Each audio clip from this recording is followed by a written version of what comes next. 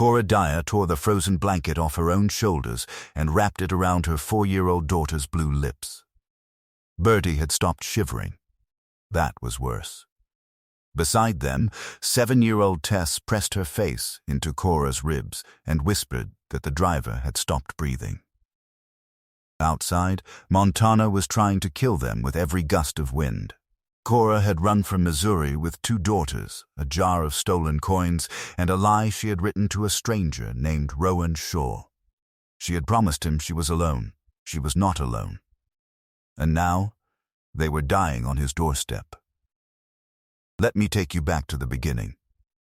The coach had stopped an hour ago, and Cora had told herself it was the drifts. Now she shoved the door open with her shoulder and climbed out into a world made of nothing. The snow hit her face so hard she could not see. She hauled herself up to the driver's seat, and there sat Bill Mercer, upright, hands still on the reins, eyes open, snow gathered in the brim of his hat. She pressed 2 fingers to his throat the way her grandmother had taught her and held them there and counted, and there was nothing to find. She climbed down. Her hands shook so badly she missed the step and went into the snow to her waist. "Is he dead, Mama?" Tess had opened the coach door, 7 years old, with eyes that belonged to a woman 3 times her age.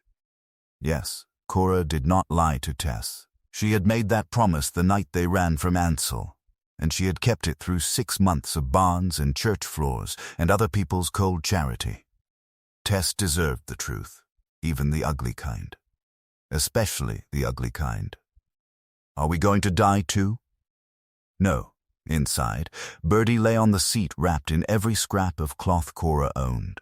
Her lips were the color of a bruise. Her body had stopped shivering an hour before, and Cora knew exactly what that meant, because she had watched her grandmother tend frostbitten miners through Missouri winters. When the shivering stops, the body has quit arguing. She opened her coat and pulled her daughter against her bare skin, and the cold of that small body made her cry out. "Stay with me.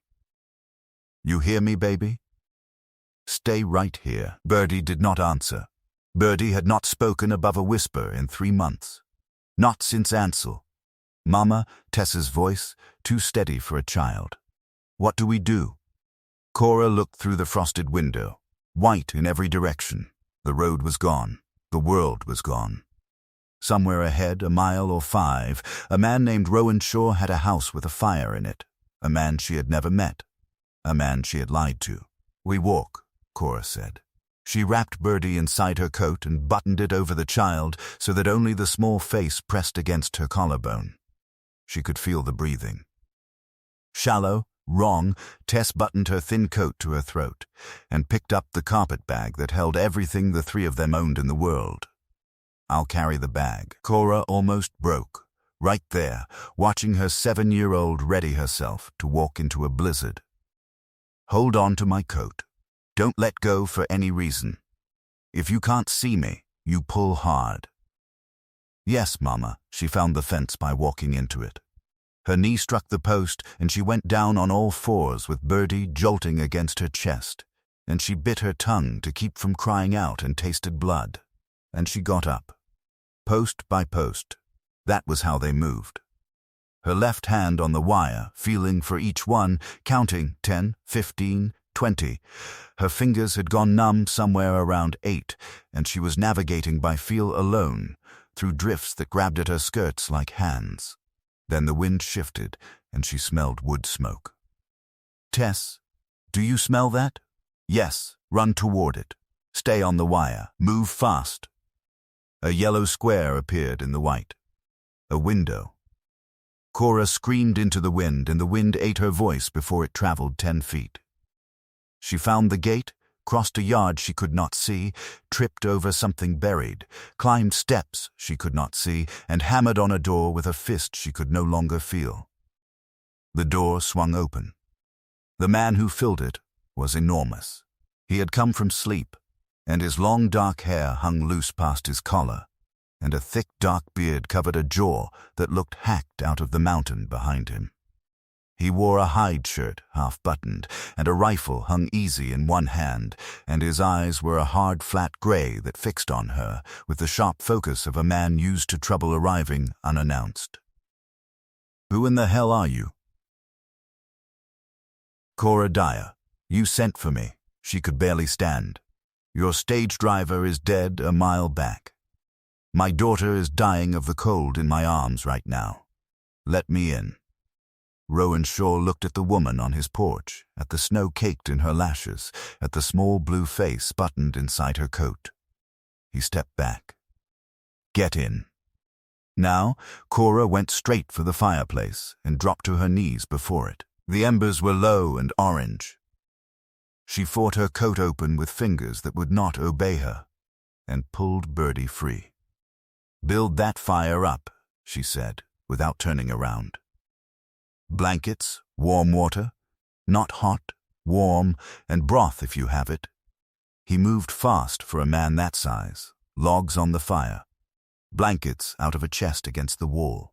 He worked the pump and set water on the stove and came back with a jar of stock from the pantry, and he did all of it in the time it took Cora to peel the frozen clothes off her daughter and get her wrapped. Mama Tess stood in the doorway with snow falling off her in chunks, the carpet bag dragging from one hand.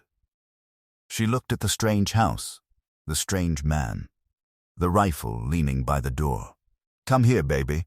Tess crossed the room and pressed into her mother's side, and her eyes never once left Rowan Shaw. He crouched by the fire, feeding it, giving them room, not looking at them. But Cora saw his shoulders go tight when the girl came in, saw him do the arithmetic.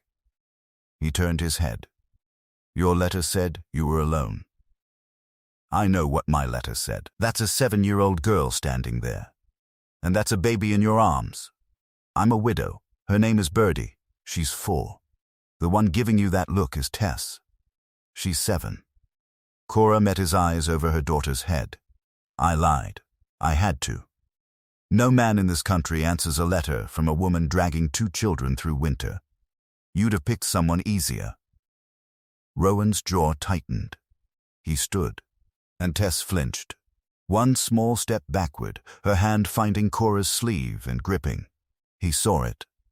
Cora watched him see it, the flinch, the grab, the way the girl put herself between him and the little one like she had done it 100 times before. Something moved in his face. The anger did not leave.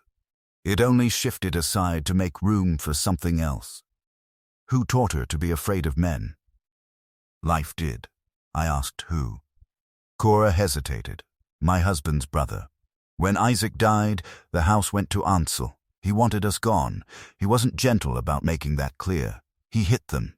He hit me. He scared them. There's more than one way to hurt a child. Rowan looked at Tess. The girl stared back with her chin up, trembling and not backing down an inch. He had seen that look on beaten horses, brave and terrified at the same time. "I ain't him," he said. Not to Cora, to the child. "I ain't whoever hurt your mama. This is my place, and nobody gets hurt here. You understand me?" Tess did not answer. She did not nod. She only watched him with those old eyes, filing everything away. "The driver's dead and frozen," Rowan said to Cora. "Coach is a mile east if there's still a road, and there won't be by morning." He rubbed his face with both hands, and he looked tired in a way that had nothing to do with sleep. "I wrote for a woman to keep a house. I got a widow, 2 children, and a dangerous man somewhere behind her. Ansel doesn't know where we are. You sure of that?" She was not. That truth sat between them. Birdie stirred. A small sound came out of her throat, and Cora looked down and saw color coming back into the child's cheeks. She pressed a hand to the small forehead. The pulse under her fingers had steadied. Rowan watched her check the child's fingers and toes, watched her rub warmth into small hands with the sureness of someone who had done it before. "You know doctoring." "My grandmother was a healer, herbs, poultices, fevers. She taught me before she died." Nearest doctor's 30 miles, and he left before the snow came. Rowan said it like a fact, not a complaint. If you can doctor, that changes things. I can doctor. I can cook and keep books and sew and make soap and put up food for winter. I can teach children their letters and their sums.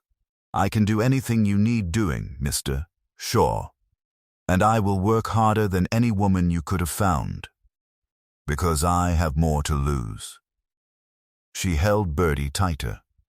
These are my daughters. They are not negotiable. You take me, you take them.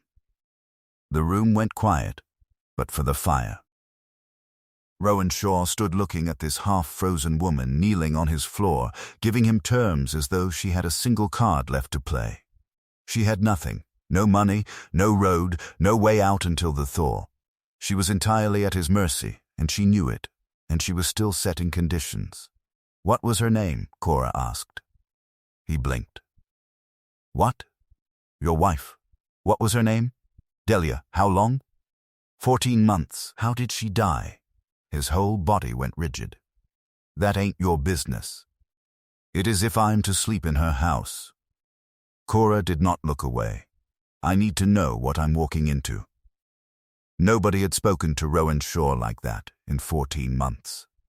The whole county tiptoed around his grief as if it might bite. This woman, still shaking with cold, a child barely alive in her arms, asked it straight out. Childbed, he said. The baby didn't live either. Cora closed her eyes. I'm sorry. Don't be sorry. Be what you claim you are. He took his coat from the hook. Room at the end of the hall. Beds are made. There's a lock on the door. Where are you going? To the barn. Horses need seeing to, and I need to think about what in God's name just happened to my life. The door shut behind him, and the cold came in and went out again. Cora let out a breath she had been holding since Missouri. The room at the end of the hall was small and clean, and there was a bed with a quilt that had been washed not long ago, and on the inside of the door there was a lock. Brass. Solid. Recently oiled. He had known a woman was coming, and he had gone out to that door with an oil can and made certain the lock would turn. Cora stood there with her hand on it for a long moment. She laid Bertie on the bed, and Tess climbed up beside her sister without being told, and the two of them curled together the way they had slept for 6 months, Tess's arm going around the smaller girl out of pure habit. Mama, Tess whispered, Uncle Ansel took our lock off.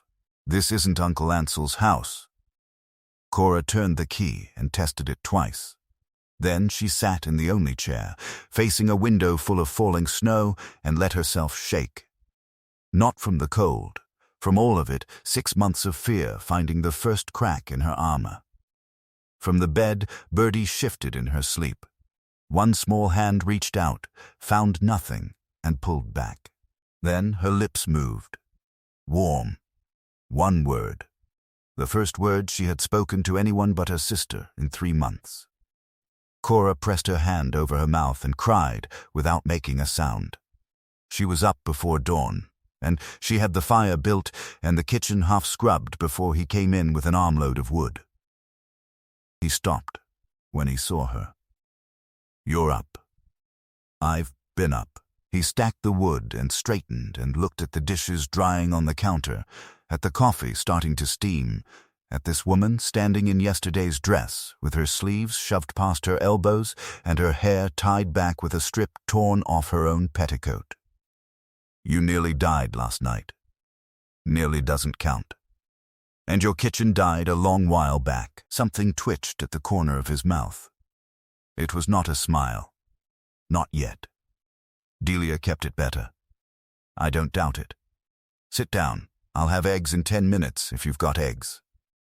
He had eggs.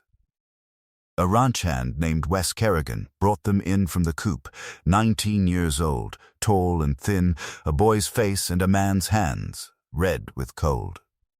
He took one look at Cora and went straight back out the door and forgot to shut it. Rowan ate. He ate like a man who had forgotten what a proper breakfast was, and when he was done, he pushed the plate back and wrapped both hands around the coffee cup. "All right, Mrs. Dyer. Your girl's alive. You're warm and fed. Now we talk. Ask what you need to ask. Why'd you lie?" "Because I was desperate, and the truth would have cost my girls the only chance they had." "You were right," he said flatly. "It would have. I wrote for one woman. Someone to cook and keep the house, and maybe in time, if it suited us both, to be a wife. I wasn't looking for children." His hands tightened on the cup. "I lost a child. Mrs. Dyer, a daughter that never drew a breath. I buried her next to her mother in the south field, and I stood over that grave and swore to God I'd never go through that again. And you brought 2 little girls into my house without giving me a choice in it." The words landed like stones. He was right, and she knew he was right, and that made it worse.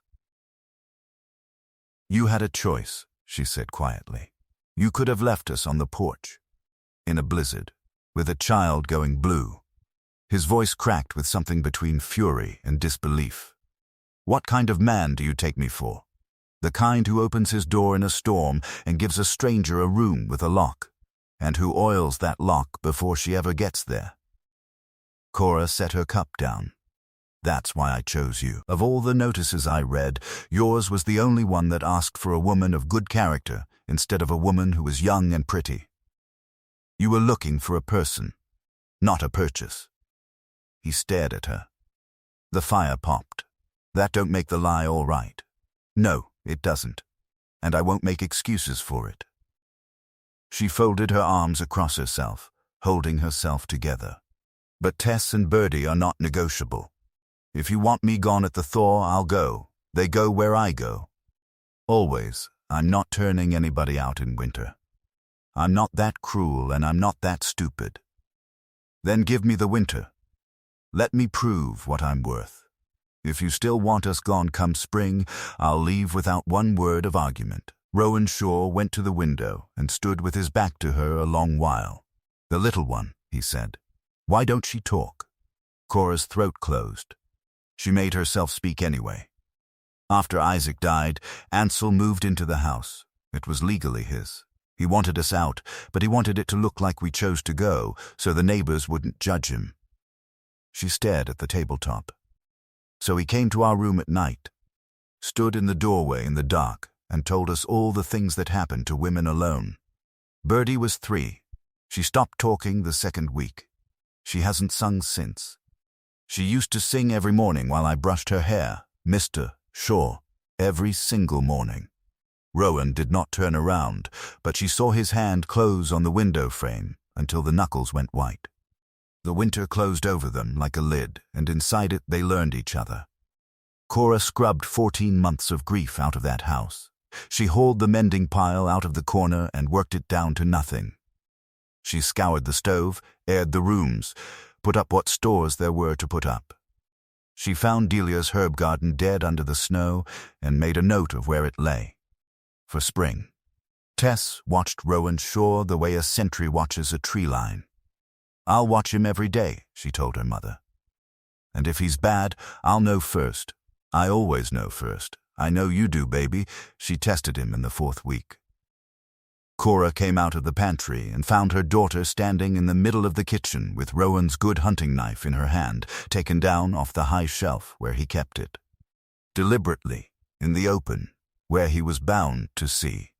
Rowan was 3 feet away with his coffee halfway to his mouth. Cora's heart stopped. The girl was not threatening anyone. She was simply standing there, holding a thing she had been told not to touch, with her chin up and her eyes fixed on his face, waiting to see what he would do. Cora understood, with a cold drop in her stomach, exactly what she was watching. Ansel had shouted. Ansel had grabbed. Ansel had shown them over and over what happens to a child who steps out of line. And Tess Dyer, who was 7 years old and had appointed herself the guard of that family, had decided to find out now, in the daylight, on her own terms. rather than be surprised by it later in the dark. Rowan set his cup down. He did not raise his voice. He did not stand up. He did not so much as shift his weight. "That's a good knife," he said. "My father's. It'll take your finger off if you hold it wrong, and you're holding it wrong." He nodded at the table. "Set it down there, and I'll show you the right way." Tess did not move. "Are you going to hit me?" The words came out flat and matter-of-fact, the way a person asks the price of flour. Cora saw something go through Rowan Shaw's face, a spasm of something so raw that she had to look away from it. "No," he said. "Are you going to yell?" "No," Uncle Ansel yelled. "I know he did. Are you going to make us leave?" And there it was. The whole of it. Everything that 7-year-old had been carrying since Missouri, laid out on a kitchen table with a knife on it. Rowan Shaw leaned forward, slowly, and put his elbows on his knees so that his eyes were level with hers. "Tess," he said, "you've been in my house 4 weeks, and you ain't slept a whole night through yet. I hear you. You get up and you check the doors, don't you? 2, 3 times. The girl's face did not change, but something behind it did. "You don't have to do that anymore," he said. "That's my job. I've done it every night since you came, after you go to bed, and I'll go on doing it. And in the morning the doors will still be locked, and the fire will still be lit, and nobody will have gone anywhere." He held her eyes. "You can put the knife down. And you can quit standing guard. You're 7 years old. It was never your post to begin with." Tess Dyer stood there for a long moment with her jaw set, like a woman 4 times her age. Then she set the knife on the table, and then, without any warning at all, she burst into tears, great ugly gulping sobs. The kind a child cries when a thing she has been holding up with both arms for 2 straight years is finally, briefly taken from her. And Cora crossed that kitchen and got to her, just as her knees went. Rowan Shaw did not touch her. He knew better than that. He sat exactly where he was, elbows on his knees, and waited, and let the girl's mother hold her. But that night, when Cora went to lock the bedroom door out of 6 months of habit, Tess spoke from the dark. "You don't have to, Mama." Cora stood with her hand on the brass. "He checks them," Tess said. "He said so." Cora left the door unlocked. It was the first night in 6 months that she did, but he was not bad. He was only quiet and careful, and so full of grief he had gone strange with it. Cora learned that he talked to his dead wife at night, low through the wall, the way another man might pray. She learned that he left firewood by the kitchen door before dawn and never once mentioned it. She learned that he could gentle a horse with his voice alone and could not say a kind word to a living human being to save his life. And he never pushed at Bertie. Not once. He left things for her instead. A smooth creakstone on the windowsill. A piece of charcoal wrapped in a rag because he had seen her scratching at the hearthstone with a burnt stick. And in the 3rd week a small wooden bird, carved rough and set on the table by her plate without a word said about it. Bertie did not thank him. She did not look at him. She took the bird and she kept it, and she began, from that day, to draw. She drew the house, she drew the chimney with smoke coming out of it. She drew 3 small figures standing together, and a 4th figure off at the edge of the paper, apart from the rest. Cora watched that 4th figure over the weeks. It never spoke and it never moved fast. But it moved. Week by week, drawing by drawing, it came closer. They went into Granite Fork for supplies in February, all 4 of them in the wagon, and Cora learned what a small town does with a woman it has not decided about yet. The talking stopped when she came into the store. 2 women by the dry goods turned their backs so deliberately that it was practically a performance.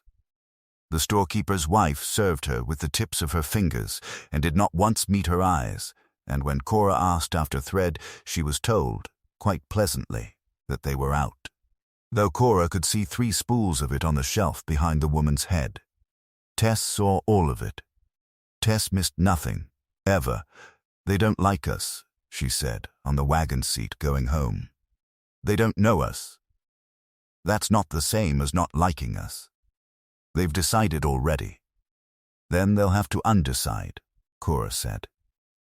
"People generally do, given time and a reason." Rowan Shaw said nothing at all, but a week later Winnie Cobb told her, with enormous satisfaction, that Rowan had stood in the middle of that store with a sack of flour on his shoulder and told the storekeeper's wife, in front of 6 people, that Mrs. Dyer kept his house better than any woman in the county kept her own, and that the next person who was out of thread when she asked for it could be out of his business as well, permanently, and that he would say it once and not again. "He said that?" Cora said. "He said it like a man reading off a fence post," said Winnie, which from Rowan Shaw is practically a love song. The nights were the long part. The girls went down early, and the house went quiet, and Cora would sit by the fire with the mending, and Rowan would sit across from her with a harness or a bit of leather or nothing at all, and neither of them would speak for an hour at a stretch. She learned the kinds of his silences. There was the tight one that meant a sick animal or a fence down or a worry he had no intention of sharing. There was the working one, a man turning a problem over. And there was a third kind she had no name for, where he would sit and look at the fire and she would feel his eyes come to her and go away again, and come back. It was on one of those nights that he finally talked about Delia. "She wasn't from here," he said into the fire, apropos of nothing at all. "Kansas, schoolteacher's daughter, too clever for me by half, and she never once seemed to notice it." Cora set down her mending and did not say a word, because she had learned that if you spoke, he stopped. "I built this house for her, every board. She'd come out and stand there with a lamp and tell me the ceilings were too high and I was showing off." His mouth moved, almost. She wanted a mess of children. Wanted the place loud. Said a house with only 2 people in it was just a very tidy sort of lonely. The fire popped. She was strong through the whole of it. Right up until the end, and it went wrong very fast, and the doctor was 30 miles off and the snow was down and I couldn't. He stopped. Started over. I couldn't get to him. I hitched the sled twice, and the drifts turned me back twice, and by the time it was over, I had a wife and a daughter both to bury in the same hole, and I did it myself, in April, when the ground let me. Cora's throat had closed entirely. "I'm sorry," she said. "Everybody's sorry." He rubbed his hands over his face. "That's the useless part. 14 months of people being sorry at me in the road." He looked at her then, straight on, for the first time in the whole conversation. "You're the only one that's asked me a plain question about her and then just sat there and let me answer it. What do you want people to do instead?" "Nothing," he said. "That's the trouble. There ain't a thing anybody can do. You just want somebody in the room who don't need you to be all right for their own comfort." Cora picked up the mending again. "Then I'll stay in the room," she said. "And you needn't be all right." He did not answer. But he did not go out to the barn either, which he had done every other night that winter, and they sat there together until the fire went low.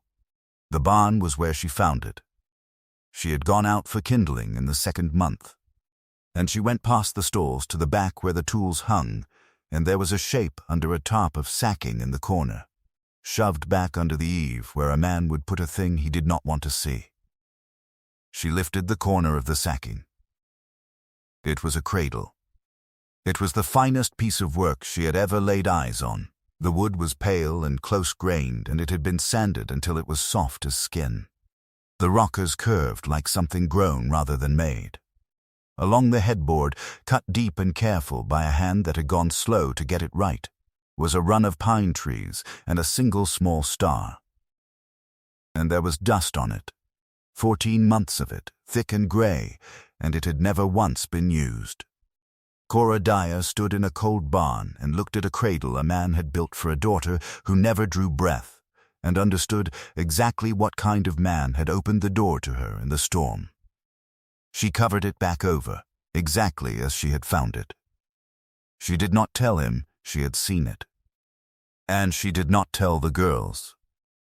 But Birdie found it in March, because Birdie went everywhere and made no sound doing it. Cora came looking for her at dusk and found her in the barn, sitting on an upturned bucket with the sacking pulled back and her small hand resting flat on the wood. Birdie, the child, was not frightened.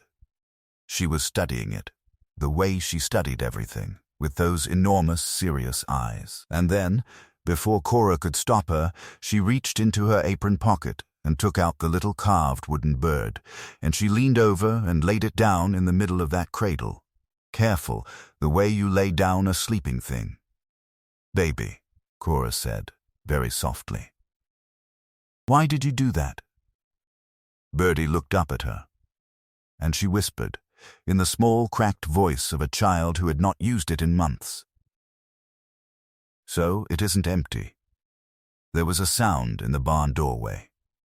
Rowan Shaw stood there with a bucket in each hand, and he was looking at the cradle and at the wooden bird lying in it and at the 4-year-old girl who had put it there. The buckets hit the floor. He crossed that barn in 4 strides and dropped to his knees in the dirt in front of the cradle, and Cora watched a man who had not wept in 14 months come apart in front of his own hands. He did not touch it. He knelt there with his palms on his thighs and his shoulders shaking, and he made no sound at all, which was worse than if he had. And Birdie, who had run from every man who ever raised his voice, who had not let a grown man come within arm's reach of her since Missouri. Birdie got down off her bucket and walked over and stood beside him, and put one small hand flat on the back of his enormous shoulder and left it there. They stayed like that a long while, the 3 of them, in the cold and the dark and the smell of hay. "I built it in the spring," Rowan said at last, and his voice was ruined. "Before she was born, I'd sit out here nights and work on it, and Delia would come out with a lamp and tell me I was being a fool, that no child ever needed a cradle with stars cut in it." He wiped his face on his sleeve. "I couldn't burn it. I've tried twice. Carried it out to the fire pit once with the kerosene in my other hand and stood there till the coal went out. And I couldn't put it in the house." "Why not?" He was quiet a while. "Because a cradle in a house means a child is coming," he said. "And a cradle in a barn just means a man made a mistake." Cora came and stood beside him. She did not touch him. She had learned that much. "It isn't a mistake," she said. "It's the finest thing I've ever seen made by hand, and it was made in love, and it exists whether the child came or not. You didn't make a mistake, Rowan. You made a cradle. The world did the rest, and the world does that to people, and it is not your fault, and it never was." He put his face in his hands. "Then leave it be a while longer," Cora said. "It's not empty now." And Birdie, still standing beside him with her hand flat on his back, patted him twice, the way a small child pats a horse. The neighbor came in April. Winnie Cobb had a place 6 miles down the valley, and she was 70 years old and had buried 2 husbands, and, by her own account, regretted neither of them. She arrived on a bad horse, ate 3 biscuits, pronounced the coffee the best she'd had in a year, and then leaned across the table and got to the point. "They're talking in Granite Fork," she said. "An unmarried woman living out here with a widower. Children nobody knew about. It's building, and it'll turn ugly. I've dealt with gossip. Not this kind. Out here, reputation is survival. If the respectable women decide you're improper, there's no help at haying, no credit at the store, no doctor when a child takes sick." Winnie's old eyes were shrewd, and if anyone learns you came here on a lie, they'll use it. Against you and against him. "What are you telling me to do?" "Marry him, Make it legal before the roads open. Cora set down the coffee harder than she meant to. I've been here 3 months. He barely speaks to me. He doesn't need to speak. He needs to protect you, and you need to protect him. Winnie leaned in. You're an unmarried woman with no legal standing. Those girls have no legal father. And somewhere back east, there's a man with a blood claim to them and money enough to press it. She let that sit. A marriage makes them his in the eyes of the law. It makes it a great deal harder for anybody to take them from you. Cora had not thought of it in those terms. She had been so busy surviving each day that she had not looked up at the shape of the whole thing. He knows, Winnie said. Rowan Shaw is a lot of things, but stupid isn't one of them. He's just too proud and too scared to say it out loud. He said it out loud that night. He came in from the barn and hung his hat and stood in the kitchen doorway with his hands hanging at his sides, and Cora waited, drying a cup she had already dried. Winnie told you to marry me. She told me to protect my daughters. Same thing, coming from Winnie. He pulled out a chair and sat down heavily and put both hands flat on the table, fingers spread. If your husband's brother comes looking, and he finds you here unmarried, living in a man's house with no standing, he takes those girls. Any judge in this territory sides with a blood relative over a woman in an irregular situation. I know. But if you're married, if they've got a stepfather with land and a name and standing in this county, I know that too. Then you know what I'm about to say. Cora sat down across from him. Say it anyway. His jaw worked. I ain't asking because I want a wife. I ain't asking out of feeling or romance or any of that. His voice was rough. I'm asking because those 2 girls in that room deserve to be safe. Legally, permanently. And the only way I can promise it is to make them mine in the eyes of the law.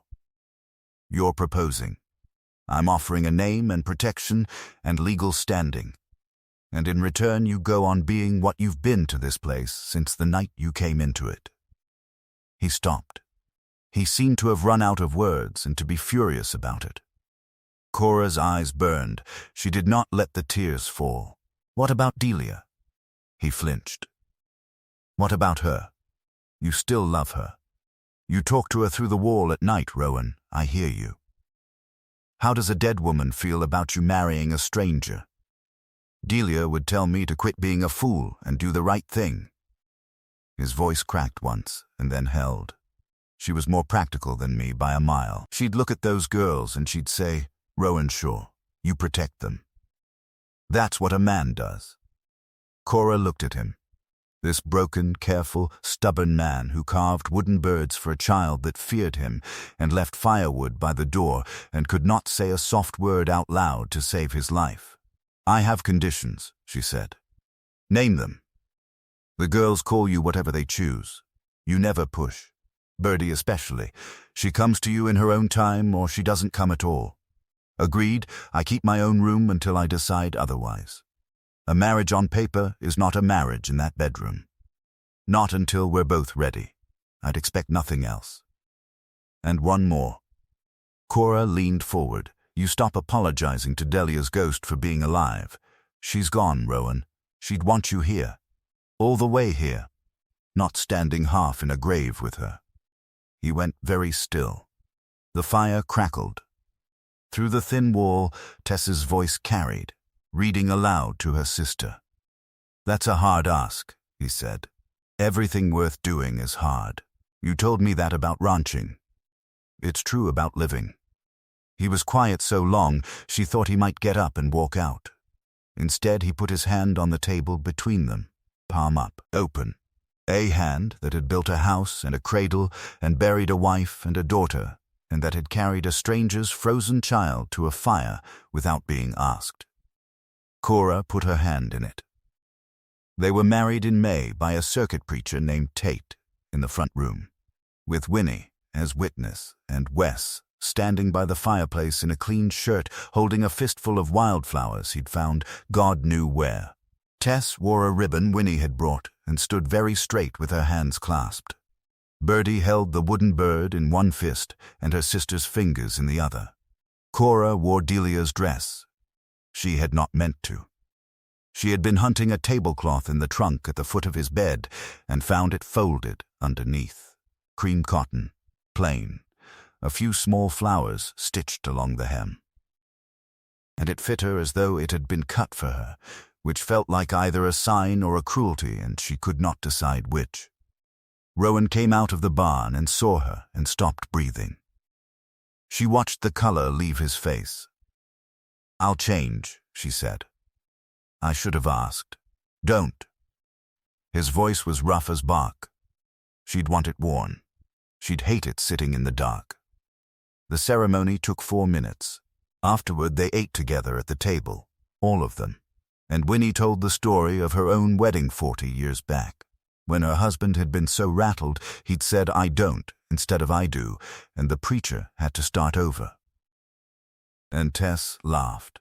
She laughed out loud, a real laugh. And Bertie looked up from her drawing and watched her sister laughing like it was a thing she was trying to remember how to do. The letter came in June, when the roads opened. Rowan carried it up from the yard and stood there in the sun with the wind pulling at his hat. "It's from a law office in St. Louis," he said. "Addressed to you. Open it. We don't have secrets anymore." She watched his face change as he read, the careful blankness settling over it, the jaw going tight. She had learned by now that this look meant something dangerous was being held down. "Ansell's filed a petition," he said, "for custody of Tess and Bertie." The ground went out from under her. On what grounds? Abandonment. Says you fled Missouri with his brother's children without the consent of their legal guardian. Says you're living in an irregular situation, unfit for the raising of children. He folded the letter. "He's hired a real lawyer, Cora. They want the territorial court to compel you to bring the girls back to Missouri for a hearing." No, the word came out of her like a gunshot. "He terrorized us. He drove us out of our own home. He frightened my daughter into silence, and now he wants custody. The law don't always care what's right. It cares what's documented." "Then we document." She was shaking. "He filed before we married, before you adopted them. That changes things. That changes a great deal." Rowan's voice had gone hard in a way she had never heard, and it was not hard at her, it was hard at the world. "Nobody is taking those girls out of this house. Not while I'm breathing." She stared at him. This man who 3 months ago had not wanted children in his life at all. "You mean that?" "I mean it like I've never meant a thing. Tess found the letter anyway, because Tess found things out the way water finds cracks." Cora came into the girl's room that evening and found her sitting on the bed with the pages in her hands and her face gone white. "Where did you get that?" "Papa's coat pocket." The word hit Cora like a hand across the face. Papa, in 7 months, Tess had not called Rowan Shaw anything at all. Not his name, not sir. Not one form of address. And now, reading a letter that threatened to tear them away from him, she had called him Papa. "Is Uncle Ansell coming to take us?" "He's trying. We're not going to let him. He'll lie. He'll say terrible things about you and about Papa and about this place." Tess folded the letter with precise little creases, and they might believe him, because he's got money and we don't. "Maybe. Then I'll tell them." Her chin came up. "I'll tell the judge what he did. How he came to our room. How he stood in the door in the dark. How Bertie stopped talking. I'll tell them everything." "Sweetheart, that would mean standing in front of strangers and saying hard things. I've done harder things. I walked through a blizzard carrying our bag." She said it without any pride at all, as a simple matter of fact. "I can talk to a judge." There was a sound in the doorway. Rowan stood there, and Cora knew from his face that he had heard all of it, including the word. "Did you just call me Papa?" Tess lifted her chin the way she did. Yes, you don't have to do that. I know I don't. I want to. Her eyes were fierce and bright. You gave us a room with a lock. You oiled it before we ever came. You carved Bertie a bird, and you never once made her look at you. You married my mama to keep us safe, and now you're fighting Uncle Ansel for us. She paused, and her voice wobbled for the first time. My real daddy would have liked you. He'd say you were a good man. Rowan braced one hand against the doorframe. And then a small sound came from the corner, and Bertie was standing there in her nightgown, with her wooden bird clutched to her chest, watching her sister. She crossed the room. One slow step, and then another. She stopped at Rowan's side, reached up, and took hold of two of his fingers in her small fist. She did not look at him. She looked at Tess, but she held on. Rowan Shaw looked down at that small hand gripping his fingers, and his face broke. Not crumbled, but broke open, the way frozen ground breaks in the spring, cracking along lines that were always there, letting something up out of the dark that had been buried far too long. Bertie whispered something, so quiet that Cora nearly lost it. But Tess heard, and Tess translated in a voice thick with tears. She says you're not cold anymore. Rowan closed his eyes. His hand curled gently around her fingers. No, he said. I reckon I'm not. That night Cora did not go to her own room. She stood in the hallway a long while after the girls were asleep, looking at his door and then at hers, and then she knocked. He opened it. He had taken off his boots and nothing else. He looked at her and waited, the way he waited out weather. I don't want to sleep behind a door anymore, Cora said. Not because I'm frightened. Because I'm tired of doors. He stepped back and she came in. The room was spare and swept, and the bed was made with a soldier's precision. There was a photograph on the dresser in a plain frame, a young woman with a wide, clear face and laughing eyes. Cora went and looked at it. She's lovely. She was. She turned around. I'm not here to replace her, Rowan. I couldn't, and I wouldn't want to. But I'm here, and I'm choosing to be here. Not for the girls. Not for protection. Her voice did not shake, which surprised her. For you. Rowan Shaw crossed the room and stopped in front of her, and reached out and tucked a loose strand of hair behind her ear with a hand that trembled. I'm no good at this, he said. At saying things, at feeling them and letting it show. Delia used to say I was a house with every curtain drawn. Then let me open one, Cora said. You don't have to do them all tonight. He kissed her. It was nothing like the careful, correct little kiss the preacher had asked for at the wedding. This one was desperate and honest, and it tasted of grief and of gratitude and of the terrifying possibility of feeling something again after a man has convinced himself he never will. Cora kissed him back and put into it everything she had been holding at arm's length for 7 months, the fear, the exhaustion, the slow, impossible, undeniable fact that she had fallen in love with this difficult, silent, broken, decent man in the middle of a Montana winter. Stay, he said against her mouth. I'm staying, she said. Tonight and every night after. Later, in the dark, with her ear against his chest and his arm heavy across her waist, she said it out loud. I love you, Rowan Shaw. And I'll tell you exactly why, so you can't argue me out of it. Not because you married me. Not because you're fighting for my girls. Because you carved a bird for a child who was frightened of you, and then you left it on the table and walked away and let her come to it in her own time. She felt him go still. Because you oiled a lock for a woman you'd never met. Because you leave firewood by the door every morning and you've never once mentioned it in 7 months, and you think I haven't noticed, and I've noticed every single day.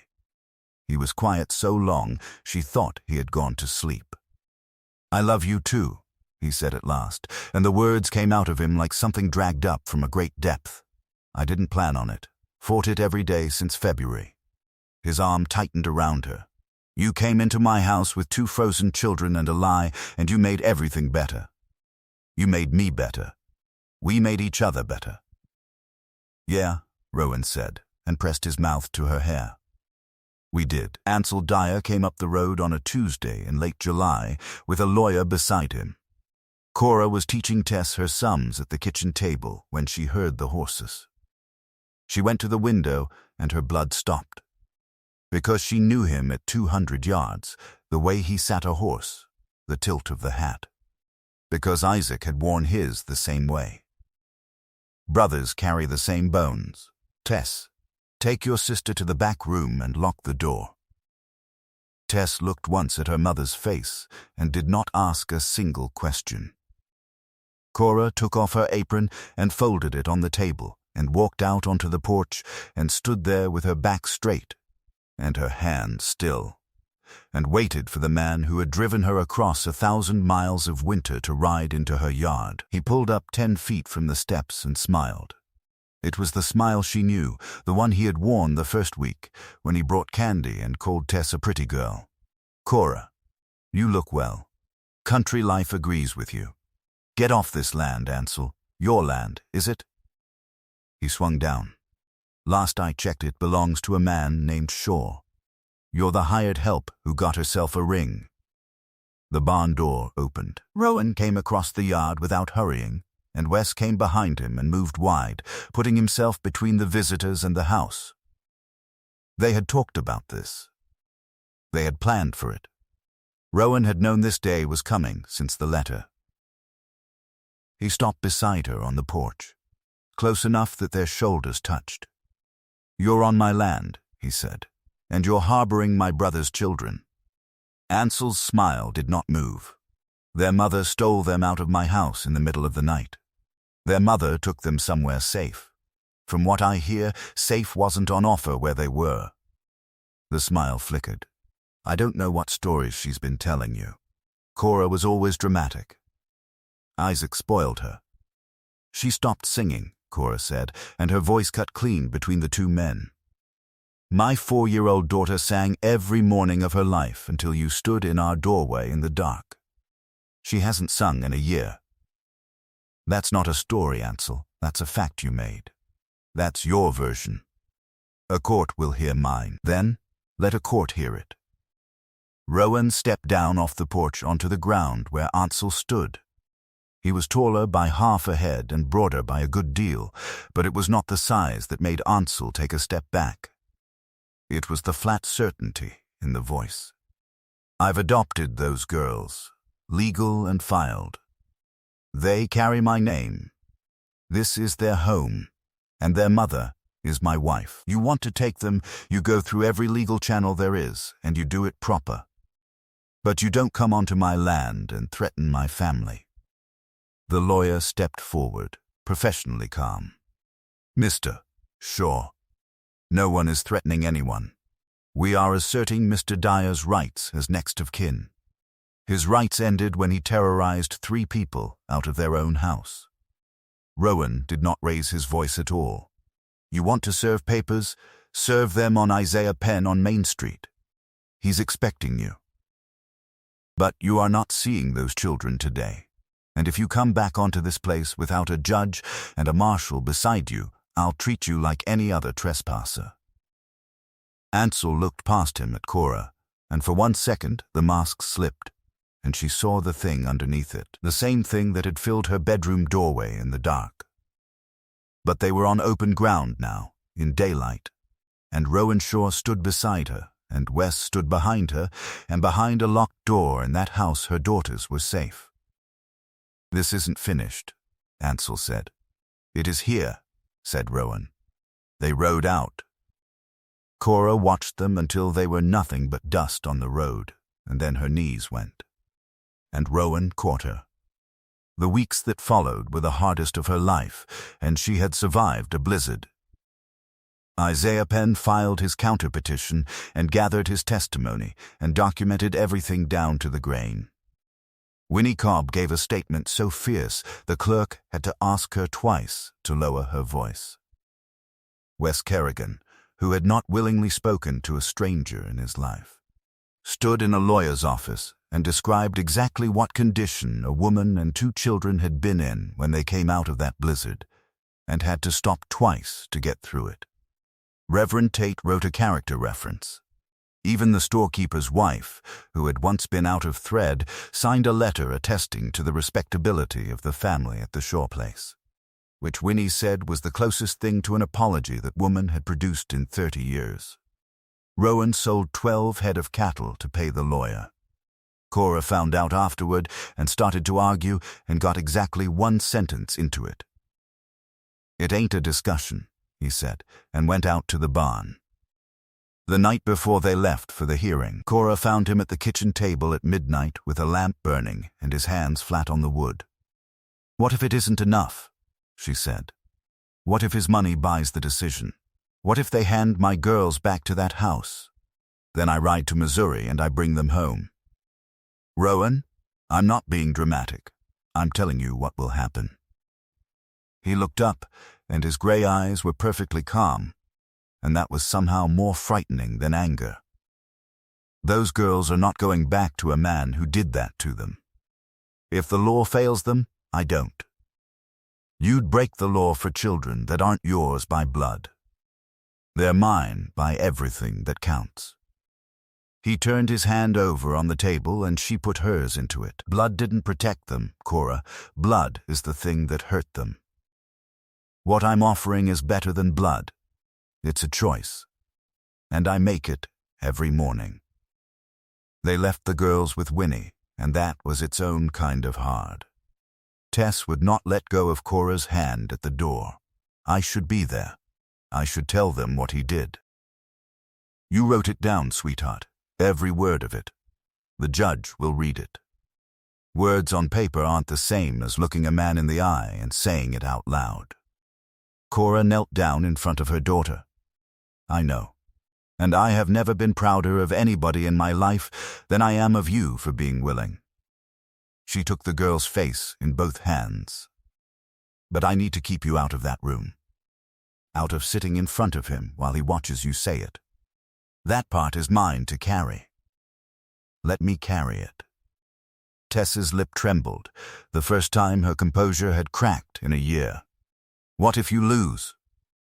Then I come home and we figure out what comes next. Together, same as always. Promise you'll come home." "I promise on everything I am." Birdie had come out onto the porch behind her sister, holding her wooden bird in both fists. She tugged at Rowan's coat, and when he crouched down, she leaned in and whispered something against his ear, so quietly that Cora, 3 feet away, heard nothing at all. Rowan Shaw knelt there in the dirt, with his hand on the porch rail, and did not move for a long moment.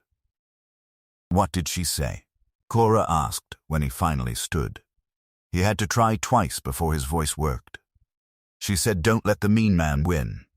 He put his hat on and pulled it low. "She said, 'Papas, don't let mean men win.'" The hearing was held in the territorial courthouse at Granite Fork in September, before a gray, bearded man named Judge Warwick, who listened a great deal more than he spoke. Ansel's case was simple. Blood relative means an established home. The mother had fled without authority, crossed into a territory, married a stranger inside 3 months, and put the children in a remote and dangerous place. Isaiah Penn's answer was simpler. He put Cora on the stand. She told the truth. All of it. The nights. The doorway. The door without a lock. The morning her daughter stopped speaking. She told it in the same steady voice she used to teach Tess her sums. And she did not cry. And she did not once look at Ansel. Then Penn called Rowan Shaw. He walked up to the front of that courtroom in his good shirt with his hat in his hands. And he stood there, a mountain man who had not willingly said 50 words to a stranger in 14 months. And he told a judge he had never met about a woman who came to his door in a blizzard with 2 frozen children and a lie. He told him about blue lips and a fire. About a 7-year-old who put herself between him and her sister. about a wooden bird laid down in an empty cradle so that it would not be empty, about a 4-year-old who had whispered the word warm as though it were the most valuable thing in the English language. "Those girls came into my house as strangers," Rowan said. "They'll leave it as my daughters, not because of a paper, because I watched them heal. I watched them learn to trust a man again after one who was supposed to protect them broke it in them." He looked at the judge and at nobody else. "I ain't a perfect man, Your Honor. I talked to my dead wife through a wall. I didn't want children when they came. But wanting and choosing are two different animals. I chose those girls. I choose them every morning I get up and every night when I look in on them sleeping. That's not blood. It's better than blood. It's a decision a man makes over and over again." The courtroom was silent. Judge Warwick turned to Ansel Dyer. "Mr. Dyer, I've read the depositions and the child's written statement, and I've heard the testimony. I'm going to ask you one question, and I want a plain answer. Did you enter the bedroom of your dead brother's wife after dark, on more than one occasion, with the purpose of frightening her out of the house?" The lawyer leaned in, whispering fast. Ansel brushed him off. "I had a right to my property. She was living in it without paying. That wasn't my question." Ansel's jaw worked. "I may have spoken harshly. It was an emotional time for everyone. Did the child, Birdie, stop speaking after these visits began? I wouldn't know when the child stopped speaking. I wasn't paying her any attention." Judge Warwick nodded slowly. "No," he said. "I don't imagine you were. He was gone an hour." Cora sat with her hands clasped so tightly her fingers went numb. Rowan sat beside her, still as stone, and did not once let go of her hand. The petition was denied. The children would remain in the legal custody of Cora and Rowan Shaw, and Ansel Dyer was ordered to have no contact with them whatsoever without the written consent of both parents. "Any violation," the judge said, looking at Ansel over his spectacles, "would be treated as contempt, and he would not be lenient about it." Cora's breath left her body. Ansel stood up. "This isn't finished. It is in my courtroom, Mr. Dyer," said Judge Warwick. "I'd suggest you go home to Missouri and grieve your brother properly, instead of persecuting what he left behind." Ansel Dyer walked out without looking back, and Cora Shaw sat in a hot, crowded courtroom and discovered she was weeping, and Rowan pulled her against him right there in front of the judge and the clerk and the whole gawking room, and held on, and neither of them said a word. Because there were no words in the language big enough. They came over the last ridge at sunset 2 days later and saw the ranch below with smoke coming out of the chimney and Winnie's horse tied at the rail, and 2 small figures standing on the porch watching the road. Tess reached the wagon first, already climbing it before the horses had stopped. "Did we win, Mama? Did we win?" "We won, baby." Rowan climbed down, and Birdie stood in the yard looking up at him. "Hey, little one," he said. And Birdie reached up with both arms, the plain, wordless gesture of a child who wants to be carried. He picked her up and settled her against his chest, and she put her head on his shoulder and wrapped her arms around his neck. "Papa," she said. Not a whisper. A word, clear and out loud, and plenty loud enough for every one of them to hear. Rowan Shaw stood in his own yard with a 4-year-old in his arms and let the tears come, and did not care who saw them. They brought the cradle into the house that autumn. Cora told him on an evening in October, in the kitchen, with the light going gold over the peaks outside the window. And she watched him understand what she was telling him and go absolutely still, the way a man does when a thing he had buried and mourned and given up for lost comes walking back through the door. He went out to the barn without a word, and he was gone a long while. Cora went out after him with a lamp and found him sitting on the dirt floor beside the cradle with the sacking pulled all the way off and a rag in his hand, cleaning 14 months of dust out of the carving of the little star, slow and careful, the way you would wash a face. The wooden bird still lay where Bertie had put it. He looked up at her, and his eyes were wet, and he did not hide it. "I couldn't burn it," he said. "I've told you that. But I'll tell you the rest of it now. I couldn't burn it, because burning it would have meant she was never coming. And I couldn't bring it in the house, because bringing it in meant she was gone." He turned the rag over in his big scarred hands. "So I left it out here in the dark, and I lived on top of it. 14 months. And now? Now it's got a bird in it," Rowan Shaw said, "and a girl who put it there, and one on the way, and I'm bringing the damn thing inside." He carried it into the house on his shoulder, through the kitchen and down the hall, and he set it in the corner of the room where Delia's things had once been kept. And Bertie followed him the whole way, without a sound. And when he set it down, she reached in and moved the little wooden bird an inch to the left, so that it sat exactly in the middle. Then she put her hand up, and he took it. The house filled after that, the way a house does. There was mud on the floors, and there were 2 girls fighting over a hair ribbon, and there was a baby crying in a cradle with pine trees, and a star cut into the headboard. Tess learned to read every book Winnie Cobb owned, and then started on the ones the preacher had. Bertie sang again the following spring, out in the yard, without ever announcing that she meant to. Cora simply heard it through the kitchen window and had to sit down on the floor. And on the windowsill of the girls' room, beside 2 smooth creekstones and a piece of charcoal wrapped in a rag, there was a drawing on a scrap of brown paper. A house, a chimney with a great deal of smoke coming out of it, because smoke meant the house was warm, and 4 figures underneath it. 5, now, if you counted the small one in the arms of the tallest. No space at all between any of them. Cora Dyer had come to Montana with 2 freezing daughters and a lie, and she had come expecting only to survive the winter. She had not known there was anything else on offer. She had not known that a man could build a cradle for a child who never came, and hide it in a barn for 14 months, and be brought back to the land of the living by a 4-year-old who laid a wooden bird in it so that it would not be empty. She had not known that home was not a place you found.